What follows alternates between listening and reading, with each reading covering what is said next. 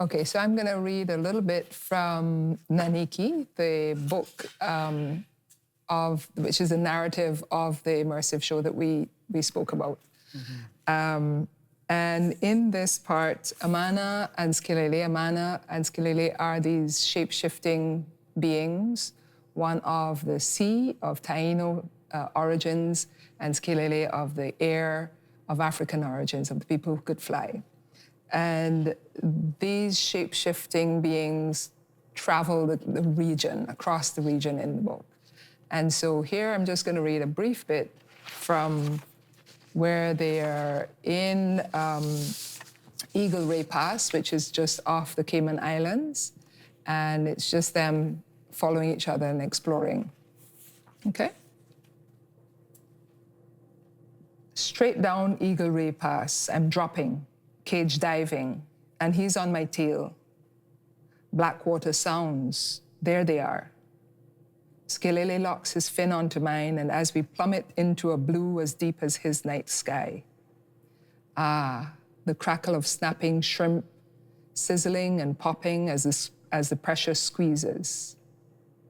Descending in this twilight zone, going beyond blue, peace, a blanket of strength compressing us into our best selves, going home to meet the last universal common ancestors.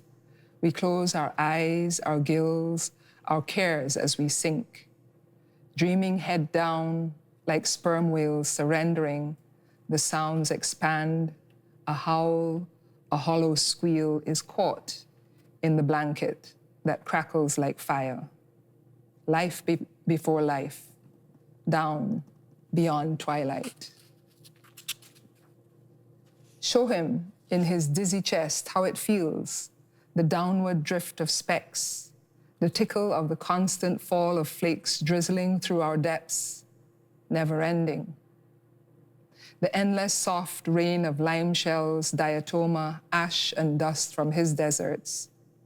Show him the magic of its drift, tinkling through us.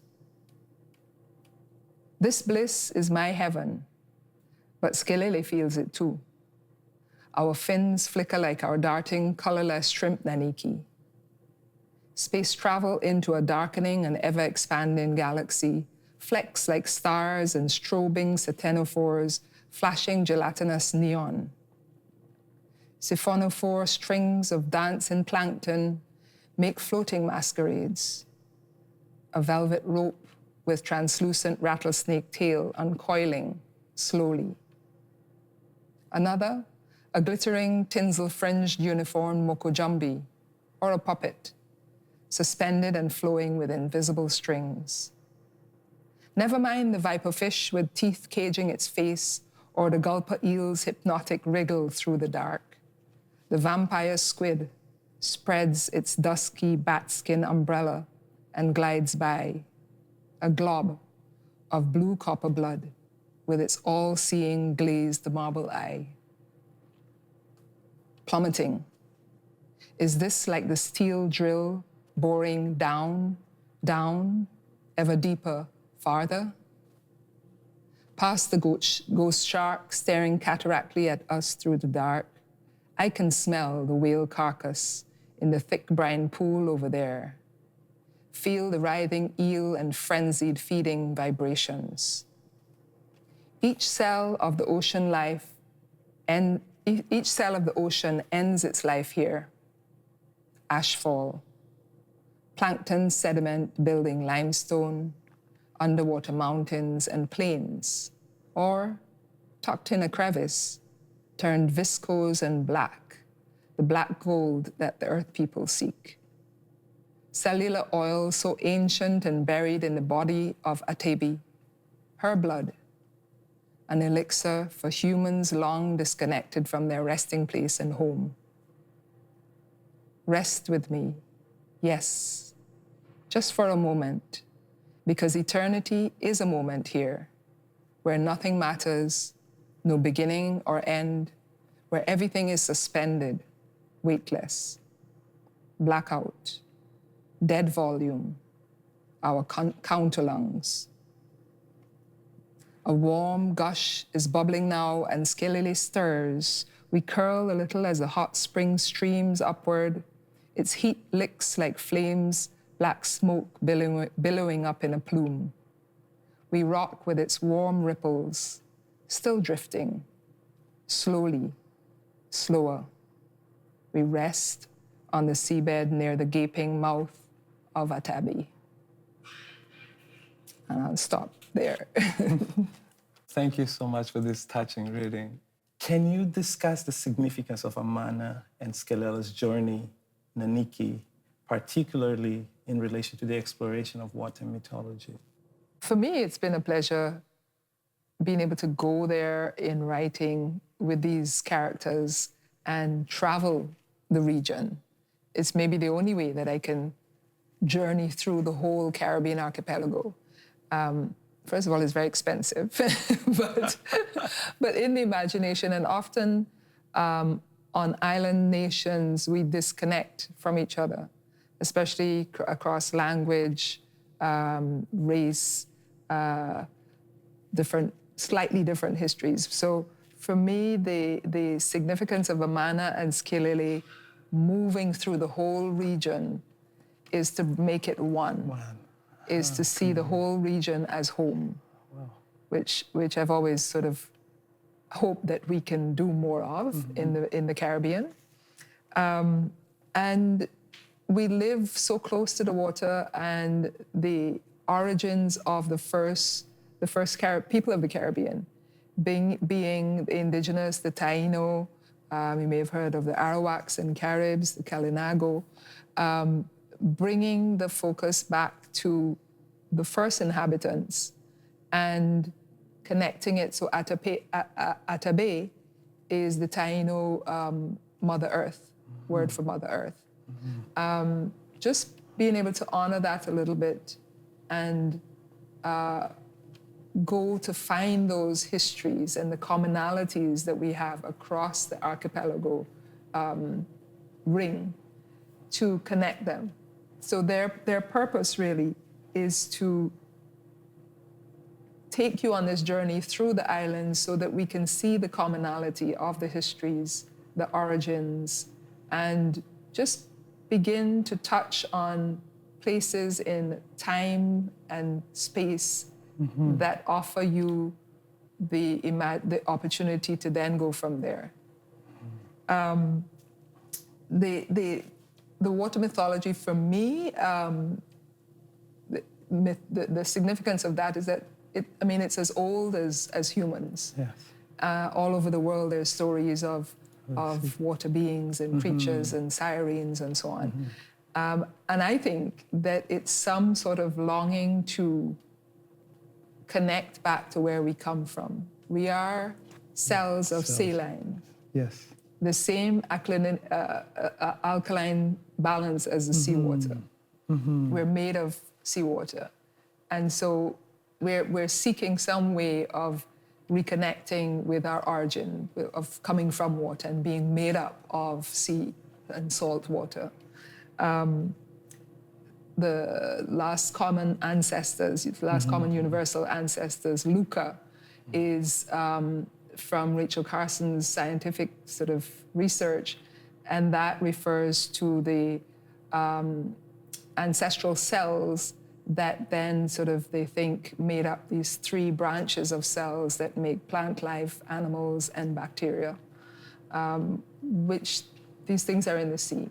And Amana Skelele's living and embodying and exploring the air or the sky and the sea, I use symbolically as beings that live in the spaces where we can no longer see ourselves. Oh, wow.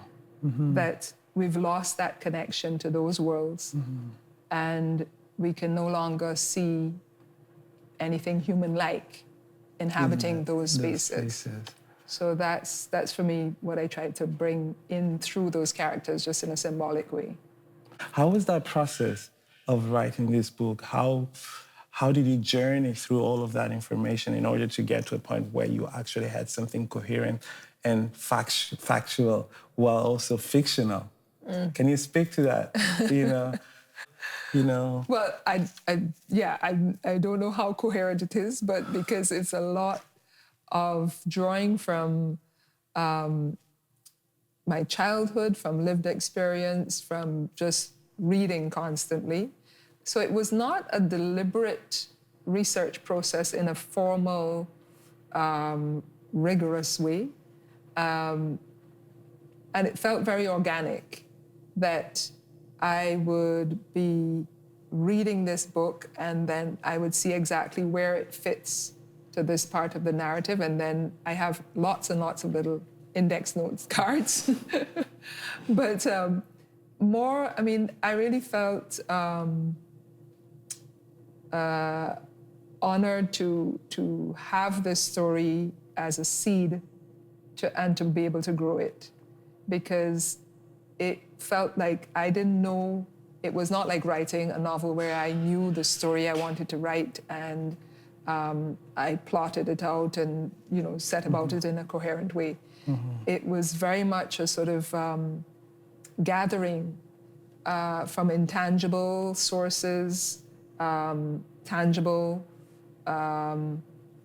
people, through connections of people who I met, brought this or that to it. Elements like, for instance, on the cover of the book is from the underwater filming, and the performer is a marine biologist from Barbados, Angelique Braffett. And so with her inhabiting that underwater world, really, and doing scientific work there, I started reading up about diving terms. And so counter lungs, blackout, I've started working in some of the diving terms for breathing underwater into the work. So it was a blessing to meet the artists, the people that I've reached out to, that I met, that responded so generously. Each person brought different types of knowledge, visuals that then inspired the development, whether it's writing or visualizing how it comes together. So it was a very organic process that was a long road, but I'm now seeing the sort of benefits and the blessings of it, having sort of gotten to this stage. Yes. During it, I was like, how is this going to come together? Stress, gray hairs. Creation, right? It's like the artistry of it is sometimes mysterious. Yeah. It's very mysterious. And it's going beyond my field of writing. This was my first venture, because the seed story, to me, called for interaction, for some sort of experience of it and visuals. So how to make that into an experiential thing rather than words on a page. This brings us to the next question, which is, how did you envision your audience experiencing the immersive essence of Naniki, and what challenges did you face in translating it? First of all, I was learning a lot about the different mediums, how to produce them, how they work together, the technical aspect of them. So there was a huge learning curve for me. And in not knowing what the best format to bring this all together would be, that was the first sort of challenge. But what I wanted the audience or participants to experience or to come out of it with is an encounter, to meet the characters, and to sort of enter their story world, to meet them as these shape-shifting beings, and to have a first encounter with, or I shouldn't say first encounter because that word is connected with very colonial encounters, right? No, it's called exploration. Right, okay. So to meet the Taino culture as the Caribbean origin culture. Because that tends to get lost. And as soon as you hear Caribbean, people associate it with Afro-Caribbean culture and people. So I wanted to bring the attention to the Taino language and them as the origin culture of the Caribbean. So meet the characters, be introduced to this idea that, wait a minute, these were the first people. And then to bring you into a world, to enter this world of future and past Caribbean.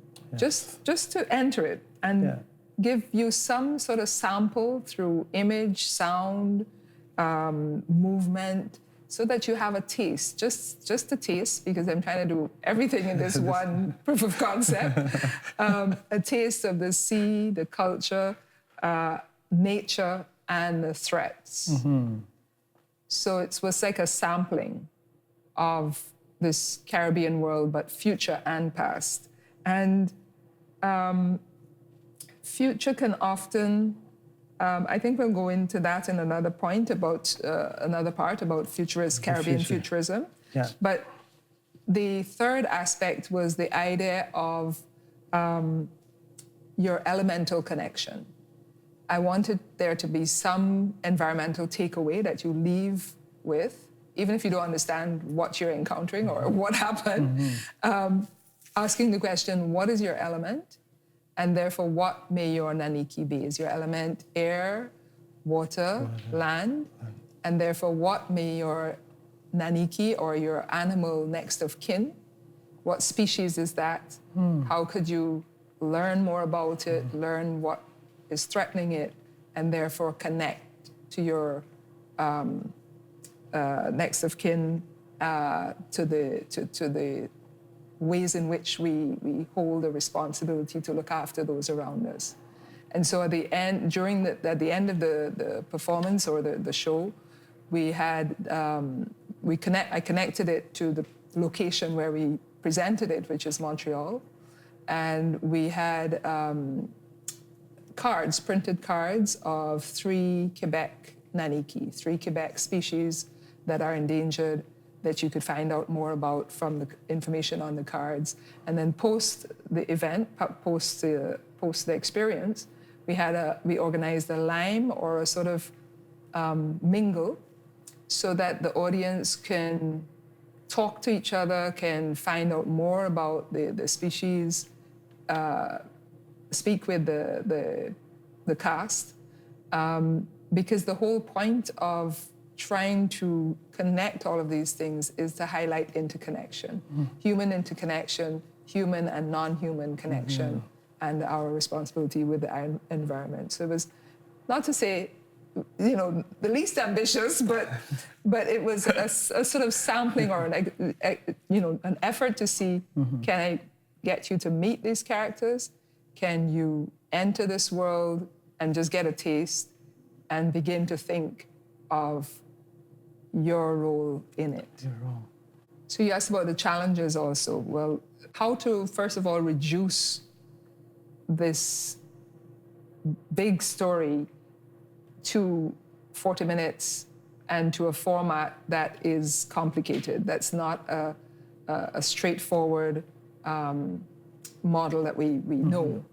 That was, take a linear story, or it's not so linear, but to make it into a non-linear experience that would still sort of make sense, not to lose someone.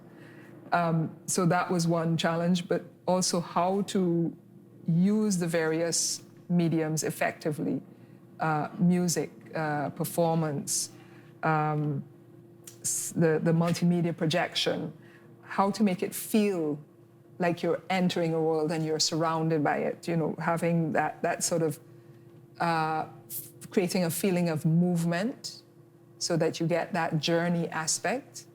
And so the sonic rewinds of using sound and image to take you on a rewind from the future of an island back to the past was one sort of way of trying to do that.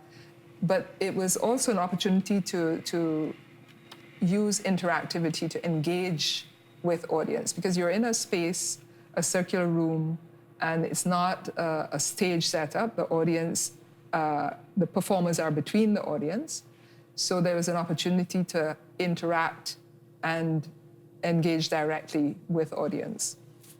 And I chose that sort of setting of a black box and this immersive surround set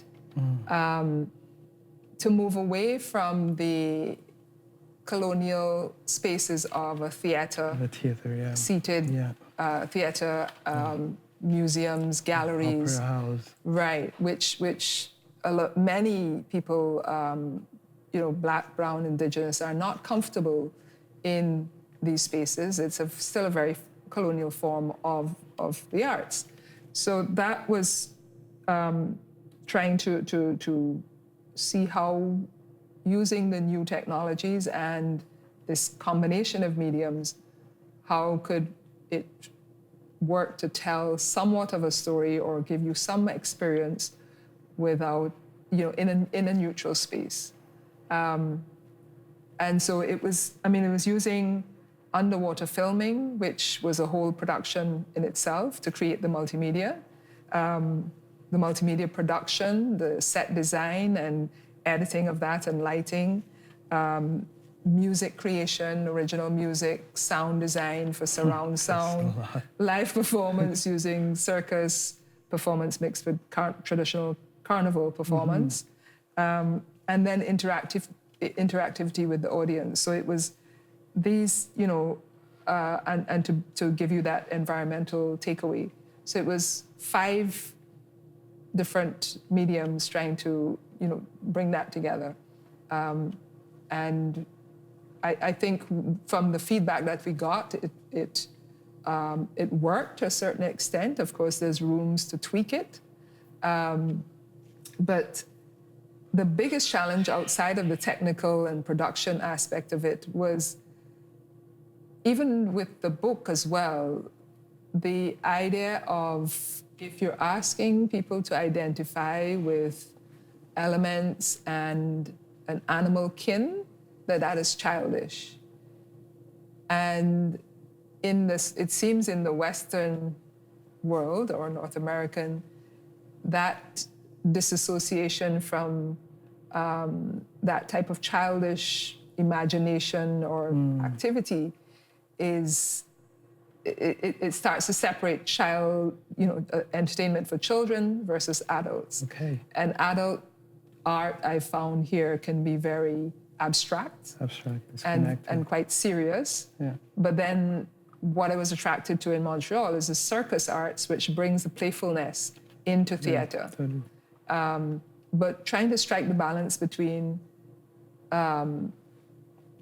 bringing this idea, which is very, it's traditional knowledge. Many Aboriginal peoples all over the world have that idea of respecting and that relationship with animal kin or animal guides, bringing that and into a presentation for Western audiences without them feeling, being made like like a child. So, yes. So that still is, I think, even in the book, like, is it for young adults? Is it for children?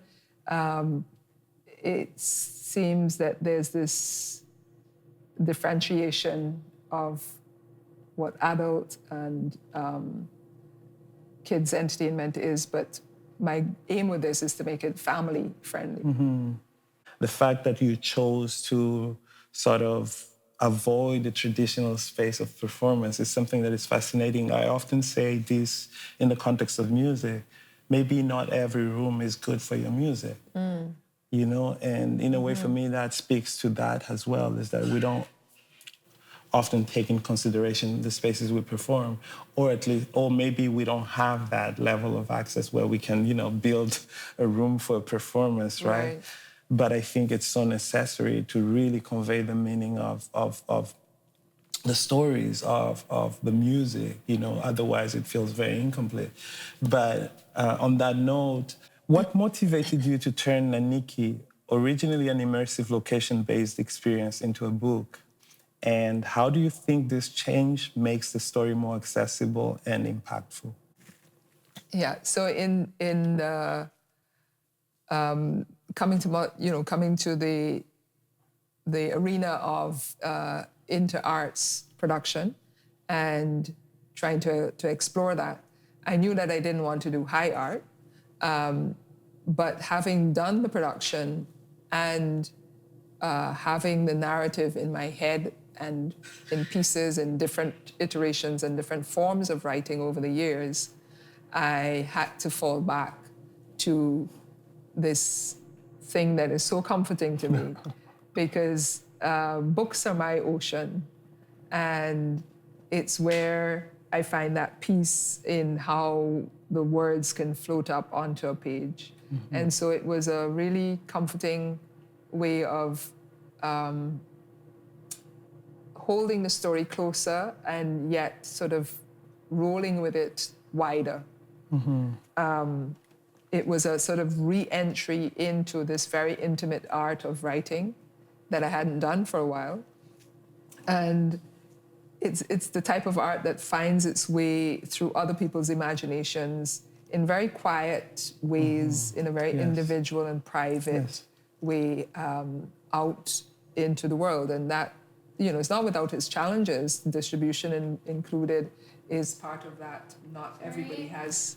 Okay, keep going. Not everybody has access to books all over the world. We assume that, but not necessarily so. So how much that would reach the audiences that I want to reach, which are the young people in the Caribbean, I don't know, but it's the form that I know best. Yes. So I came back to that. And my dream for the print format of it is that it could be used collectively, as in, with teachers or a group, that just as a springboard, just, forget the narrative as it is in the book, but just use it as a springboard to ask others to imagine their way forward, connect it to the past. What is their idea of what this being would look like or be doing on Boriken in 2100, or, to use it in creative ways. And of course, I think we all sort of offer our creative results for remediation into other forms by other artists. I'm very open to collaboration or contributing to others' visions, So it was coming back to that home of the comfort of writing.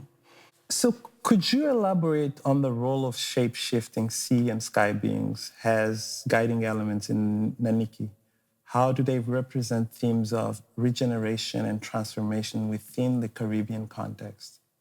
So Amana and Skelele, for me, are indeed guides. They are really just conduits that embody our abilities to transform, to adapt to climate change, to learn how to resolve situations, how to navigate, migrate. They are just, it's the same skills I think we use in the Caribbean to survive. They embody that. So they're sort of just taken to another extreme of these fantastical beings. And guides their journey taking us to pieces of history and points in the future and the past. It's really just a reminder asking you to think about how would you navigate with that? Or what would you do? What stories do you draw from to go forward? What will you would be faced with? So it's really just asking, looking at what they're going through and using that as a metaphor of what would it be for us as a Caribbean people or a person to use the knowledge, the biodiversity, the intergenerational sort of legends, what we have and our abilities to deal with the future. To me, Amana and Skelele are like how their Naniki is to them. They are to us just that sort of familiar that guides you, that helps you to access knowledge that's there that you may not see, and be able to make sense of it, make use of it for yourself, for your own development, for your own survival and regeneration, resilience, and for others, for the common good. Because I've seen a lot of pain, disaster, situations in the Caribbean, not only related to climate change, but others, where we use that knowledge, that things that we're calling on from the past, that we channel, what little we have or what much we have, and connecting it across islands is trying to show the region as a pot or a collective to draw from, not just your island, and not across just the sea. time. Yeah. Okay. And across time into the future, because we have to keep looking forward and thinking of how we navigate that. What do we have now and what do we draw from to face the future? So I was at your book launch last February, and at some point someone asked you a question on, like, you know, if you had any plans in turning Naniki into a film. And in your answer, you used a term that really stuck with me, which was like the Bourgeois Art Production model, which really, when I heard it, I was like, oh yeah, this makes a lot of sense, because it speaks to this idea of, like, you know, we have in Canada funding to create this magnificent project, you know, that can be really big compared to other places in the world. But then we have this big challenge of, like, bringing this thing to the people.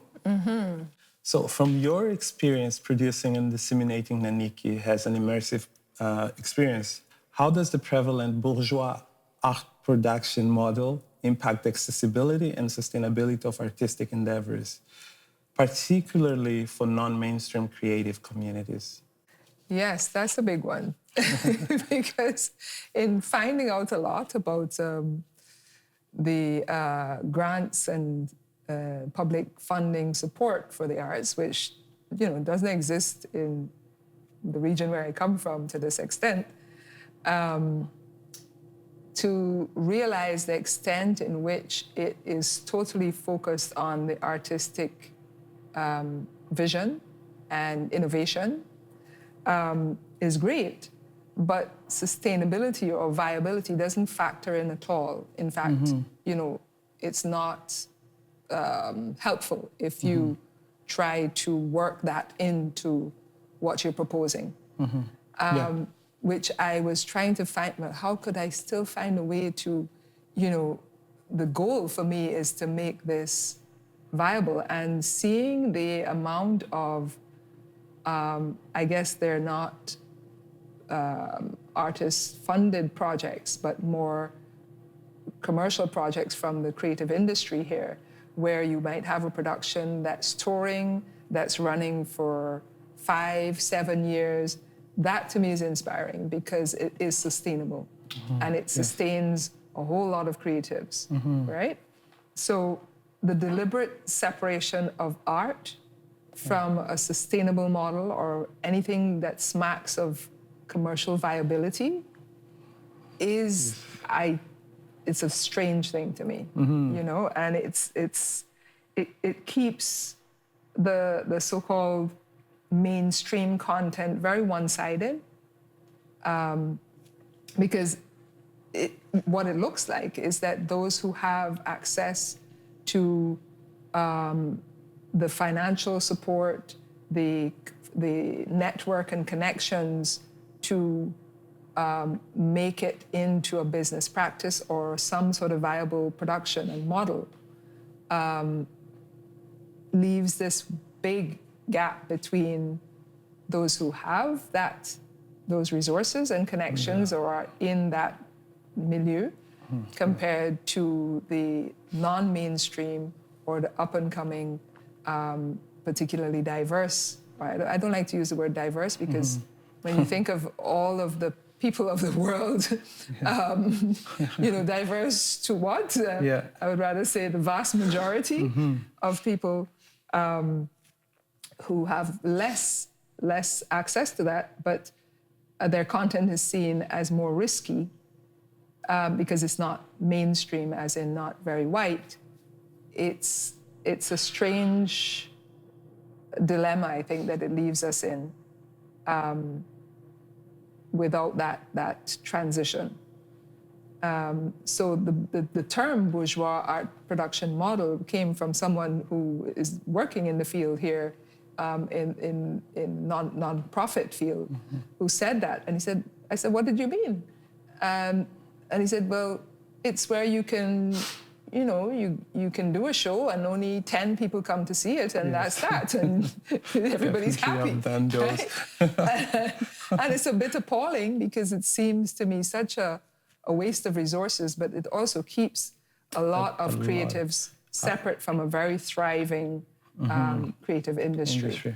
And speaking of sustainability of the practice, that makes it impossible for many creatives to actually have a sustainable practice. Yeah. And you can even go farther and think about, with rapid change in technology, there's a much bigger and bigger bifurcation between those who have access to that kind of commercial sort of model to those who don't. So it keeps growing. So it's very interesting.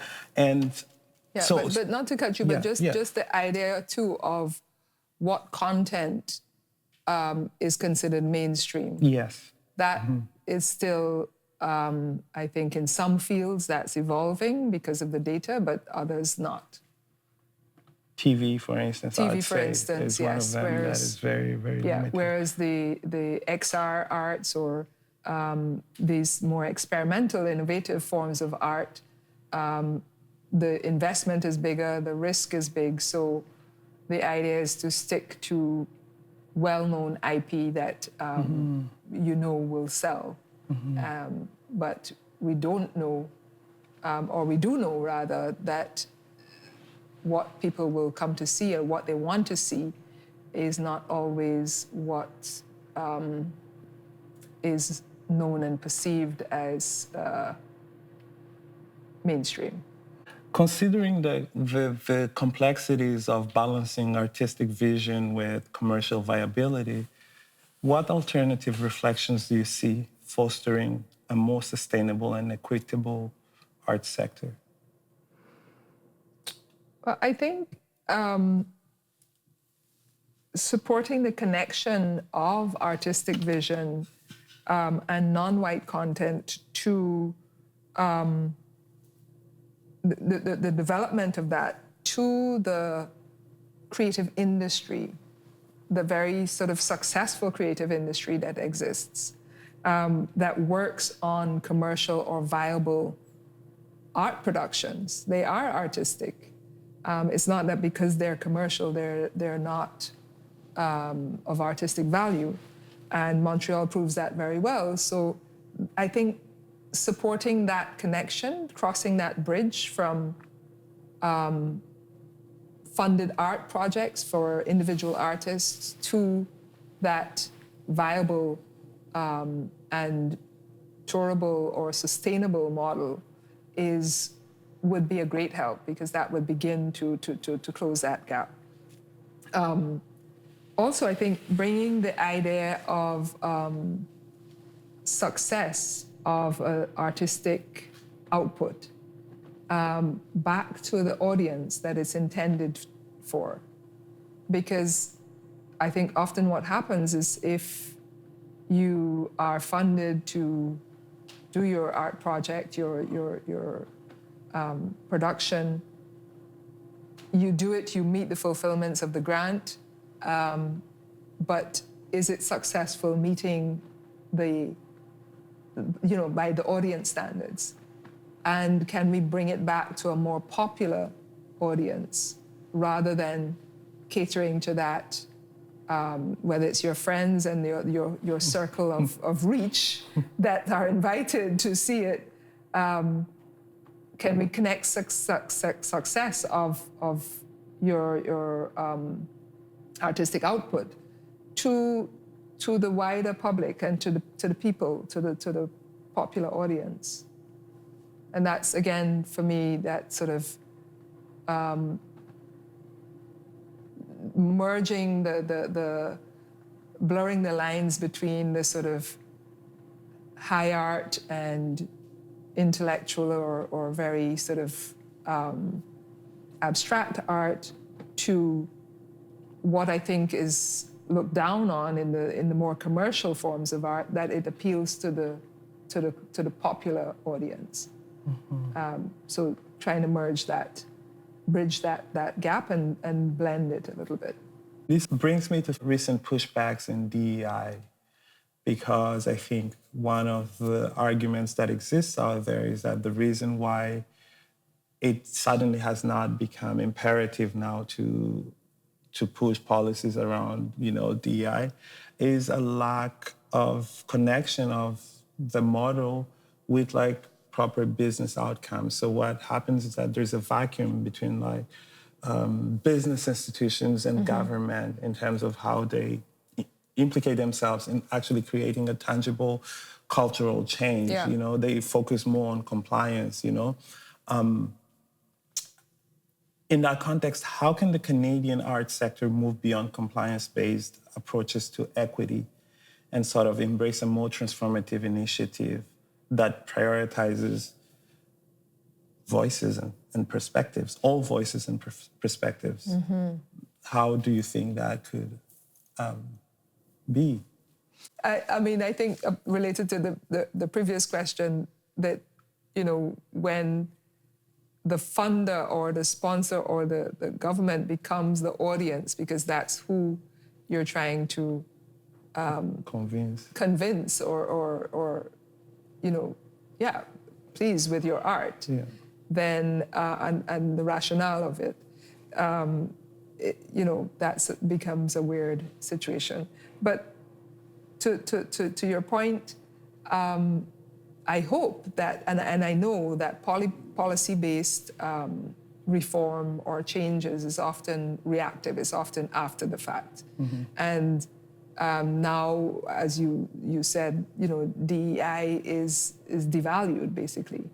It's a performative thing that doesn't necessarily create change or is tied to tangible outcomes and business, and improvements. So to me, paying attention to what is happening around us in the commercial world, in the on the ground, to the data that we now have that shows, for instance, with TV, that people want to watch diverse content. They do. Paying attention to what shows that the appetite is there for a variety of stories and content, and not letting that be driven by the policies, but rather being a little bit more innovative about how do you support this and get it beyond the unsustainable type of production and out into the world beyond that. That's I haven't seen that much of it, but I know it's coming, and I hope that more of that will happen, because it takes a risk, I guess, of investing into that gap to bridge between the funds for art projects and the commercial projects. So how can that gap be filled or supported with a little bit of innovation and creativity and proactive thinking rather than policy-based. Reactive. Yeah. Yeah. Yeah, I just wanted to add about in connecting, the art project to the more mainstream or viable or commercial content in the world. Above all, find ways to support sustainability, because to keep producing things that are not sustainable at all is a luxury, is a real privilege, and we have so much to spend the taxpayers' dollars and our money and time on. And connected to sustainability in art, this area of eco-design, making sure that designs and productions are a little bit more environmentally friendly, because it can't be sustainable without it being good for the environment as well. And it's a new area that's developing, and I'm happy to find out a little bit more about it. It's not really that accessible or available yet, but in some of the fields, like in painting, for instance, in visual arts, there is a movement towards using non-toxic paints, all natural materials. And so in the technological end of it, like the immersive productions and multimedia and digital work, how could we all make it more sustainable and therefore more environmentally friendly? Is something that we all have to think of, and at all levels. I always leave this question for the end, which is me trying to figure out, imagine a future in a way. So in an ideal scenario where fairness isn't approached incrementally, but rather has an utopian ideal in favor of envisioning an alternative future, what does a world that embodies true equity look like to you? In Naniki, there's a fictional island called Quechoreto, which means land of abundance in Taino. That is that utopic island. And so I described some little scenarios there of what's going on there, but I hope it could become even maybe a digital posit for collecting ideas of what that future utopic island could be, yeah.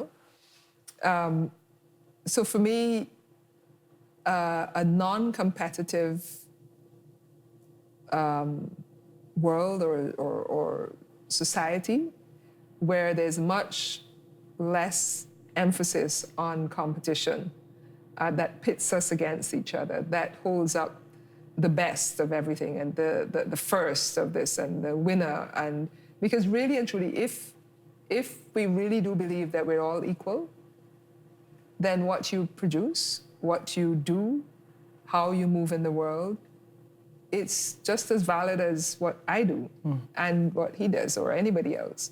And so why are we obsessed with this, competing for the best and the first and the awards and the prizes and that, if you try to think of non-competitive education, it's a totally different arena that the children are navigating then, because it's not, you have to work together,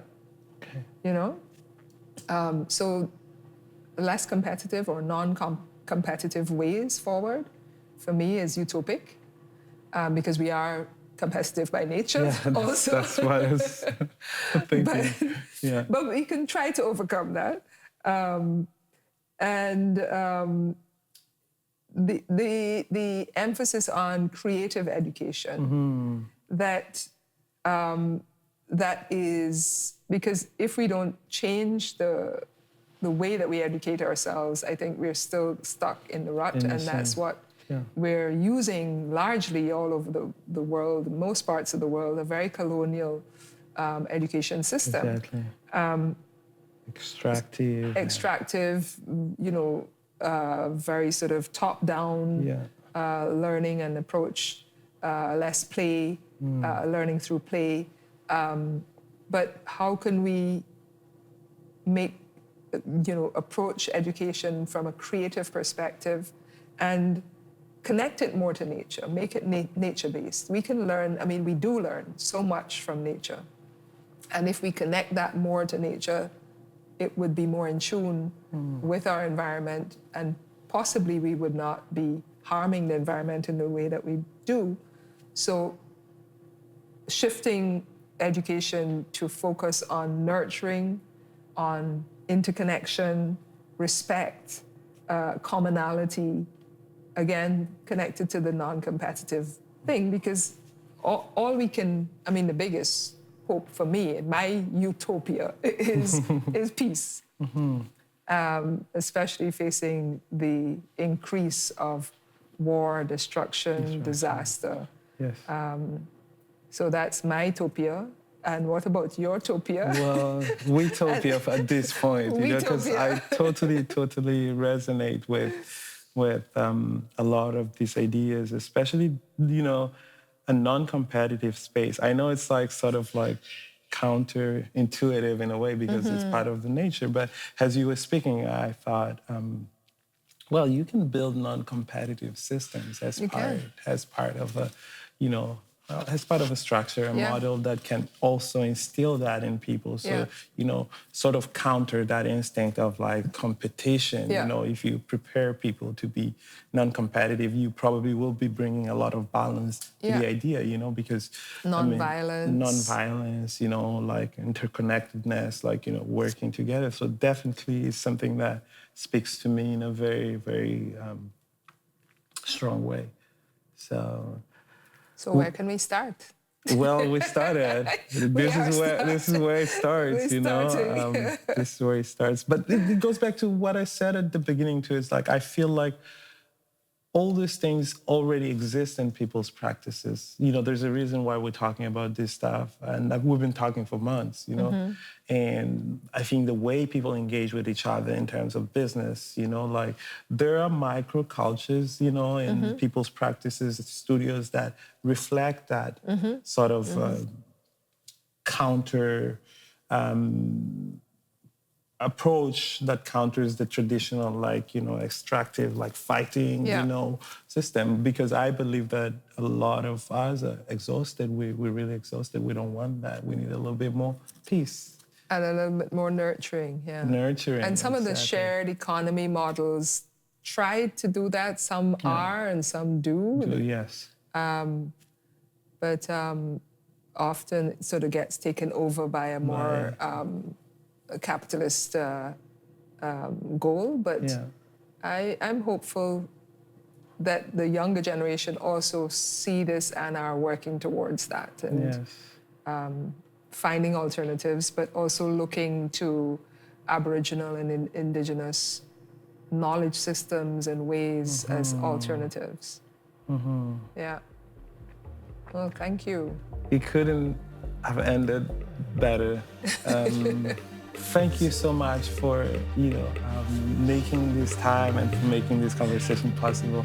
It was so enriching, Oonya. For me too. I appreciate it to have you here, and I'm grateful for our friendship. Thank you. Thank you.